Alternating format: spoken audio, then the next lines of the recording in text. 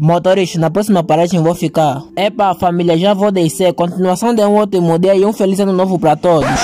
É o que então, do nada? Ah, porque não, família? Boa continuação, chefe. Epa, tudo bem que tens mesmo boa da educação, mas despedir no táxi, chefe, o que então? Falei contigo, tropa. Ô, Lele, gravata bem seca, assim já pra que pra te falar que é bom menino. Se queres ir, vai só. Despedir no táxi é muito normal. No táxi, às vezes, conversamos com outros passageiros, não podemos só sair assim do nada. Porque as pessoas que estão aqui não são animais. Tá a pensar que todo mundo aqui é pessoa, né? Quem é bruxo? Isso também pode ser encarado como sinal de gratidão por ter chegado ao teu destino. E motivar o condutor lhe mostrando que o trabalho dele é muito importante. Chega então, já falaste. Logo que você entra num carro, já fazes parte de uma nova família. Se você passar mal, quem vai te ajudar? Não somos nós os passageiros. Che, o caríssimo tá com excesso de formalidade. Quem sabe, embora um dia você ainda vai voltar mais nesse táxi. E vai se encontrar o motorista. Você, como é bem educado, vai te falar pra subir sem pagar. É, tão malucos, não misturam as coisas. Escolhe que vai pagar.